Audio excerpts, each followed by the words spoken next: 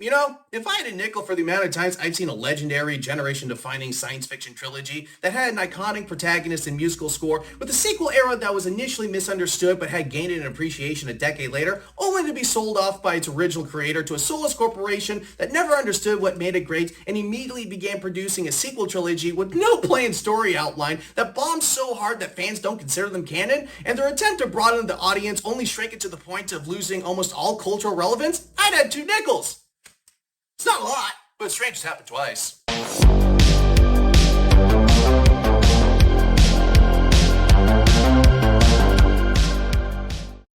What are you rambling about now, meatbag? I'm just making an observation here, Zed. 2 of the biggest science fiction franchises on the planet, one from film and the other from gaming, both rose to impossible heights only to nosedive into corporate slop. That's preposterous. Many favorite franchises have been ruined by corporate incompetence. What's so different about this? You're just overanalyzing things again. Hey, look, man, I'm only human, which means I'm a pattern recognition machine. And trust me, there's a lot of patterns at play here, crazy ones, and I'm about to tell you about all of them.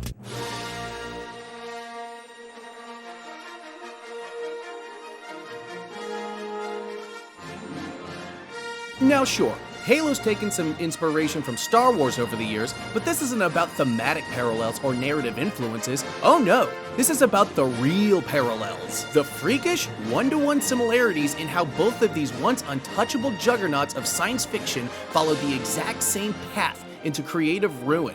It's a story of corporate greed, broken promises, and executives chasing mystical, modern audiences while alienating the ones who already cared. A story of bloated budgets, hollow storytelling, and leadership so clueless it almost seems deliberate.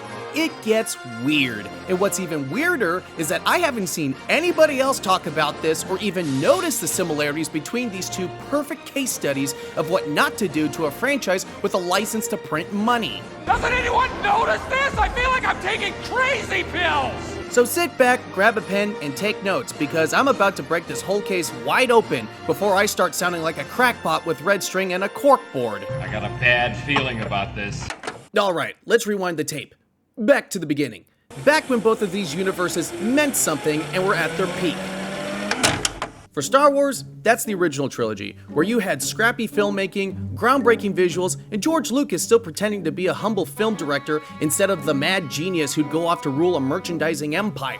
A trilogy that not only essentially created the summer blockbuster, but also brought optimism back to science fiction, with clear black and white morality, good versus evil, which ended Hollywood's obsession in the 70s with science fiction needing some pessimistic and rather nihilistic, morally gray interpretation of the future for mankind. For Halo, it was the Bungie era and their original trilogy.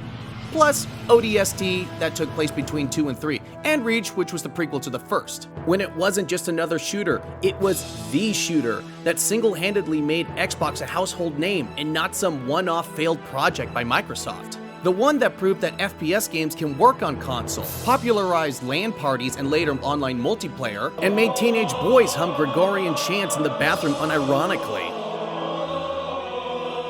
Both of these series started out as underdog miracles, ambitious, risky, and way too good for what they had to work with. The kind of passion projects that happen when a bunch of nerds with a vision somehow convince the corpo suits to leave them alone to work their magic. Both were imperfect and had their shortcomings and flaws, but those were outshined by their strong world building, sense of scale, iconic characters, and legendary soundtracks. Well, those trilogies were both amazing. They built massive universes with deep lore and fans starving for more. The question was, where could Lucas and Bungie go next? Prequels? Prequels. Both of them decided to turn the clock back, answer questions left unanswered, fill in the blanks, and show how it all began. And that's where things started to get complicated. It should be no secret to anyone who's familiar with either Halo or Star Wars that the respective prequel era came under flack upon their release. The Star Wars prequels, while praised for their special effects, were critically panned by fans for the weak writing and wooden performances from the actors, a focus on political plot lines and boring pacing, the overuse of CGI in some scenes that ironically felt more like video game cutscenes than a lived-in world, tonal confusion between childish slapstick and dark political tragedy. It was a hot mess to a lot of fans who grew up on the original trilogy, and many felt George Lucas's vision for the prequels ruined their childhoods. Ironically, the only childhood actually ruined by the prequels was Jake Lloyd's, the kid who played young Anakin. The backlash got so bad it drove him out of acting entirely. He's doing better now, thankfully, which is more than what I can say for The Phantom Menace. Now, Halo Reach launched in 2010 as a prequel to 2001's Combat Evolved, and for the first time in the series' history, the reception was split right down the middle. For longtime fans, the biggest issue wasn't gameplay, it was lore. Reach contradicted several major elements from the original novel, The Fall of Reach, which acted as a tie-in to Combat Evolved's original release. Practically sacred text in the Halo canon for a decade. Suddenly, timelines didn't add up, characters were missing, and the official story of Reach's fall no longer matched the one they grew up with. And then came in the gameplay changes to the multiplayer. This was especially bothersome for fans hopping straight over from Halo 3 and its multiplayer. Things like armor abilities adding a randomness factor that removed the pure arena-style gameplay of just skill and weapon pickups to include things like sprint, jetpack, armor lock, and more that divided fans. These changes and others made many fans feel this was just an attempt to copy Call of Duty's gameplay and betrayed the franchise's everyone starts equally philosophy. This whole thing split the fan base in half. Some called it Bungie's masterpiece, while others said it broke everything Halo stood for. Despite this, the game sold very well. The story on its own was a compelling tragedy, and the multiplayer had a thriving player base for many years. In hindsight, it's a far cry from some of the more truly disastrous games that have come out in recent years since 2010. So the fans spent years hating the prequels, only to discover what real suffering was once the corporations took over? Yeah. Turns out, what everyone thought was rock bottom was actually the top of the roller coaster. The irony is, what used to be the worst thing ever got promoted to, actually, not that bad, once the suits got their hands on it. In 2012, both Halo and Star Wars changed hands. Bungie walked away to focus on their new project Destiny, leaving Microsoft in full control with their new house developer 343 Industries to work on the future of Halo, while George Lucas sold everything to Disney, wiping his hands clean of the Star Wars franchise and his studio, Lucasfilm. For a lot of fans, that's the moment both franchises lost their souls and died. But this is where the story of these two galaxy-spanning worlds and their shared decline really starts to get weird. Once these two franchises were fully under the control of their new owners, they stopped being the brainchild of passionate creators and became products, mass-produced, marketed, and sold with profit margins in mind. We've got to have money. The people running them didn't understand what made them cultural icons in the first place. I get it. I don't get it. That failure to grasp why Star Wars and Halo worked and the refusal to listen to the fans who made them household names in the first place set both Microsoft and Disney on a decade-long collision course with reality. Because if the prequels split the fan bases, then what came next would burn them to the ground, and it's in 3 parts.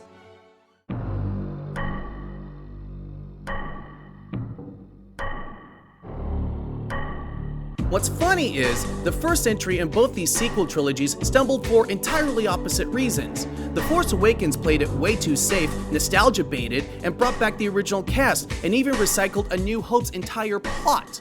Halo 4, on the other hand, swung in the entire other direction. New art style, new composer, new tone, new enemies, and almost even replaced the original voice actors for Master Chief and Cortana before realizing how stupid that was. Knew everything, and none of it worked. But by the end of each sequel trilogy, both of these first entries got retroactively crowned as the good one. Not because they were actually great or anything, but because compared to the disasters that followed, they just looked less awful in comparison. So they both peaked at least terrible. Yeah, what an amazing accomplishment for everyone involved. I'm sure they're thrilled to put that on their resumes. But it's the second entry in both of these trilogies is what really ties this whole comparison together, and honestly, what sent me down this rabbit hole in the first place.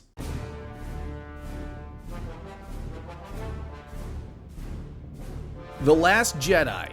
wasn't just a bad sequel, it was a franchise having an identity crisis on film.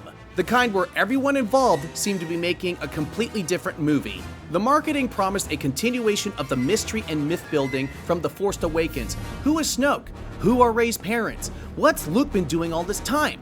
But once people sat down in theaters, they realized none of those questions were going to be answered, or worse, the answers didn't even matter at all.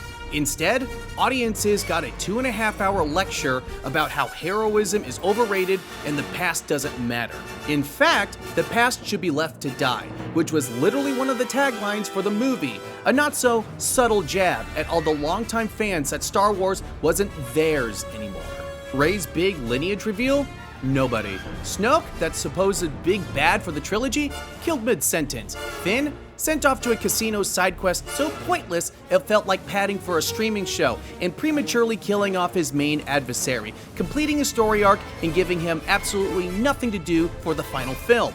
And let's not forget the now infamous Holdo maneuver, where a purple-haired admiral invents hyperspace kamikaze, breaking 40 years of Star Wars physics, and makes you wonder why the rebels didn't just fly a cruiser into the Death Star in the original film. By the end, half the fanbase was furious and the other half was exhausted, and Disney was scrambling to pretend this whole thing was part of the plan. I could be here all day about The Last Jedi, and there's been others who have torn this film apart, so I'll move on. It's fascinating. The second film of a trilogy is supposed to raise the stakes, not throw the script in a shredder and call it subversion. Yeah, but that's fine. It's artistic, remember? If by artistic you mean structurally illiterate, then yes. On that note, Halo 5, on the other hand, was a masterclass on how to lie to your audience. The entire Hunt the Truth campaign promised an epic showdown between Master Chief and this mysterious new Spartan named Locke. Was Chief a traitor, or was he framed? Well, it turns out neither. That whole storyline lasted one mission before being completely dropped, making the whole thing one of the worst bait-and-switch marketing stunts in gaming history. Then there was Locke himself, who somehow managed to be the least interesting Spartan ever. He hijacks the campaign while Master Chief, you know, the face of Halo, gets shoved to the sidelines for 12 out of the 15 missions. The plot?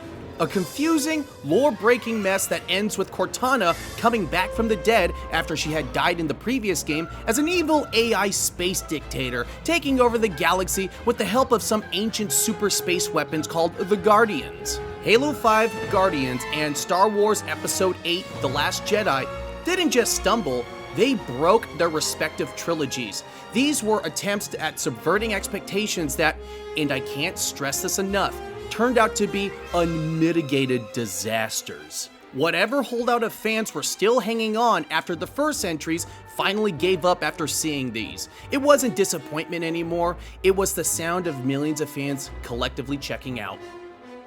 That was you in both cases, wasn't it? Shut up. Pattern recognized. Emotional damage detected. You know, I'm starting to think you enjoy my pain. You're dumber than I thought if you're only now just noticing me back. Maybe I should just put you on mute. How does that sound? Touch that volume button, and you'll regret it. Okay, moving on then.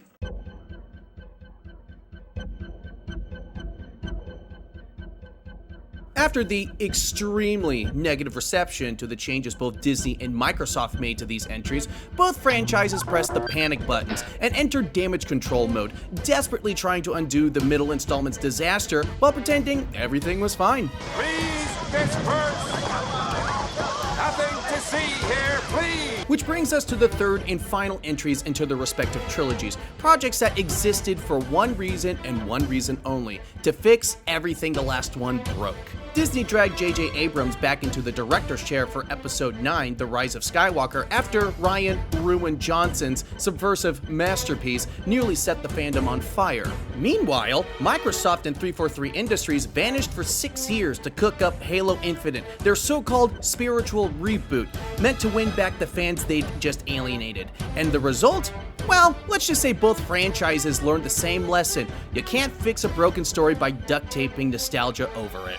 Everything that was set up in The Last Jedi, totally reversed. Rey's parents that went from being total nobodies that didn't matter to the story, to being Palpatine's granddaughter, who, surprise, is actually still alive. Somehow Palpatine returned. Which means that Darth Vader's redemptive self-sacrifice for his son and fulfilling the prophecy as the chosen one to bring balance to the Force, well, it was all for nothing.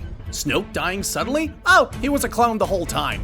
Luke being a total black-pilled cynic? Totally forgotten, and he's back to being his positive, cheerful self. The pacing was all over the place, and the movie felt like 3 films crammed into one, with every scene sprinting to the next plot point before the last one has a chance to land. Endless callbacks, recycled lines, cameos, and weird forced romance subplots that were all trying to pad out the weak writing.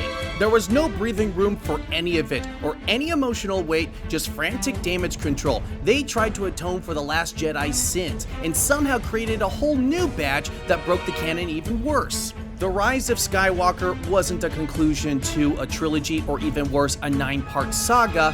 It was a frantic apology tour. A patch job stitched together for fan service, nostalgia, and corporate fear.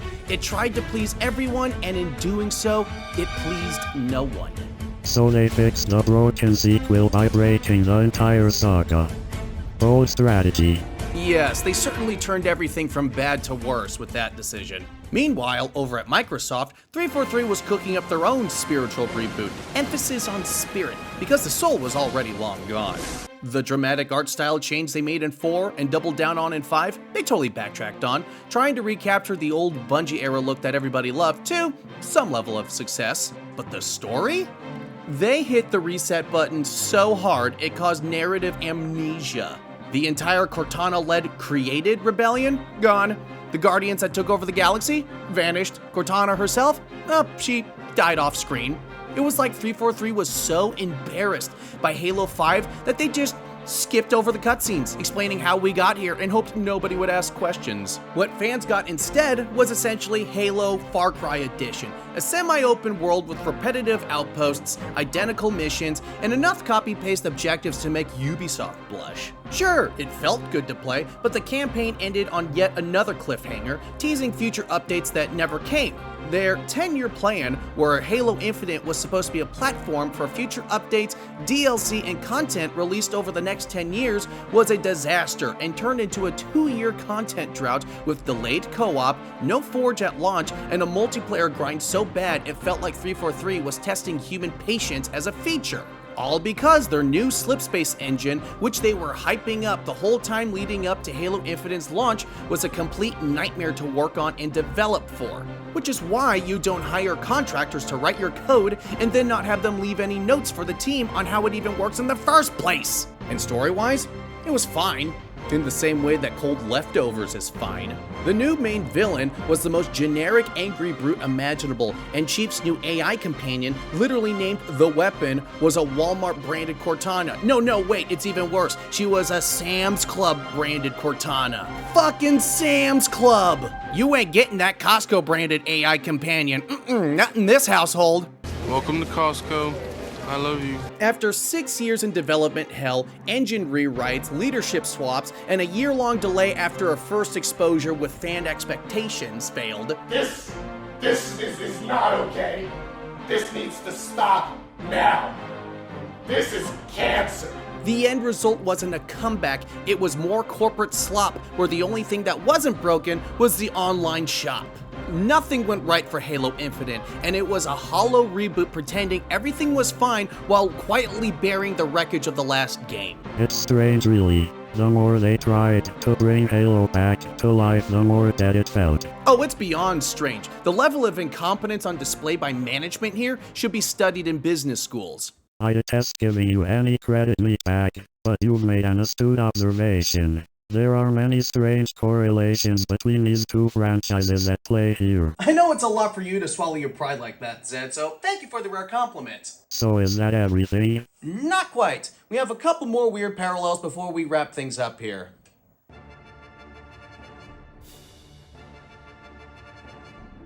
What seems to have become a rather sick trend within entertainment, deconstructing and slandering long-standing and beloved legacy characters has become a rather popular method by upstart writers and directors to try and subvert the expectations of both fans and general audiences, with little to no success as far as I can tell. I call it bold and brag. More like belongs in the trash. Both Star Wars and Halo were not spared the rod here. Master Chief is the proverbial face of both Halo and Xbox, with Luke being the central figure to many people's childhoods. To say these characters were assassinated would be an understatement. They were both completely stripped, figuratively and literally, of their core characterizations and identities. It wasn't just character assassination. They experienced what I would call cultural vandalism. The Last Jedi took Luke Skywalker, the heroic, optimistic protagonist from the original films who saw his genocidal, warlord, child-killer, cyborg father who betrayed and wiped out all the Jedi and ruled the galaxy with an iron fist, and thought, yeah, but there's still good in him.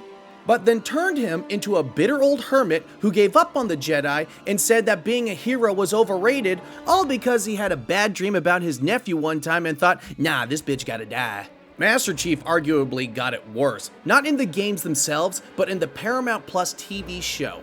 The once stoic, disciplined super soldier who embodied duty and sacrifice was rewritten into a neurotic, constantly unmasked guy having an identity crisis between therapy sessions. He would ignore orders, cry about his feelings, and spend more time hooking up with an alien war criminal than fighting any. They wanted to show the man behind the armor, but all they really did was prove why he should have kept the damn helmet on in the first place. Imagine the ultimate disappointment of being promised a Halo movie since 2005, with names like Steven Spielberg, Peter Jackson, Neil Blomkamp, and Guillermo del Toro attached at one point or another, only to end up with this worthless excuse of an on-screen adaptation.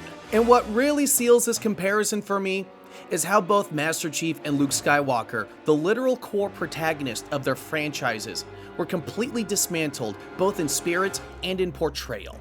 Both characters were symbols of masculine strength, physical and emotional, of duty and honor, of discipline and hope, and of self-sacrifice for the greater good, only to be deconstructed into symbols of failure, loss of direction, and of self-pity and identity crisis. So the heroes who once inspired millions were rewritten into being therapy patients. How ironic. Yeah, in the same way a car crash could technically qualify as a modern art masterpiece in the current paradigm. And if you think this is where the parallels end, you'd be wrong. There's one more that loops this all back around, back to the very start for both. And the reason why I finally decided to put all of these thoughts into a video.